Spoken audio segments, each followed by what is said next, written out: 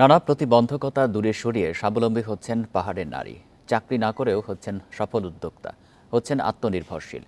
উন্নয়ন কর্মীরা বলছেন পুঁজির সংকট এই যাত্রায় বড় বাধা।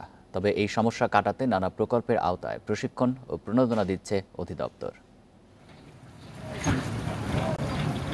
খাগড়াছড়ির নেইমরা মারমা ৮ বছর আগে নিজের জমানো ১৫,০০০ টাকায় খুলেন স্বপ্নচূড়া রেস্টুরেন্ট। সেখানে এখন কাজ করে ১১ নারী। সরকারি মহিলা কলেজ সড়কে ছোট্ট সেই খাবারের দোকান এখন বড় রেস্টুরেন্ট। তাতে কাজ করে জীবিকা চলে অনেকেরই। আর্থিক সমস্যার কারণে আমি পড়ালেখা করতে পারি না, যার কারণে আমি স্বপ্নচূড়াতে জব করে পড়াশোনা করতে পারতেছি। এখানে যা বেতন পাই তা দিয়ে আমার পড়ালেখা খরচ চালাই। তবে এই সাফল্য মেলেনি খুব সহজেই।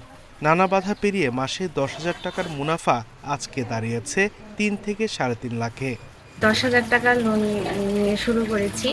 এখন আমার বর্তমানে পুঁজি আছে ১৭ লাখের মতো। আর আমার আগে দৈনিক ইনকাম হয়তো ৫০০-১,০০০। এখন আমার দৈনিক ইনকাম হয় আপনার ৩০ থেকে ৪০,০০০ টাকা। উন্নয়ন কর্মীরা বলছেন, পাহাড়ের নারীরা উদ্যোক্তা হওয়ার পথে পিছিয়ে ভৌগোলিক ও আর্থসামাজিক কারণে। সহজ শর্তে ঋণ না পাওয়ায় আসছে না আত্মনির্ভরশীলতা। লোন পায় তারা আরো অনেক উন্নতি হইতো, কিন্তু এগুলো পাচ্ছে না। এগুলো অনেক নিয়ম কানুন আছে, তাদের ক্রাইটেরিয়ার সাথে মিল হয় না। এই কারণে তাদের একটা লোন পাওয়া হচ্ছে না। লোন যদি পায় তাহলে তারা আরো উন্নতির পথে এগিয়ে আসতে পারে। তবে নারী উদ্যোক্তা হিসেবে গড়ে তুলতে প্রশিক্ষণ সহ নানা সহযোগিতা দিচ্ছে মহিলা বিষয়ক অধিদপ্তর। প্রশিক্ষণ শেষে আমরা তাদেরকে ক্ষুদ্র ঋণের আওতায় নিয়ে আসি। এই ক্ষুদ্র ঋণটা আমরা যেটা করি, একক পর্যায়ে নিলে তারা ২৫,০০০ টাকা পাচ্ছে, ৫০,০০০ টাকা পাচ্ছে।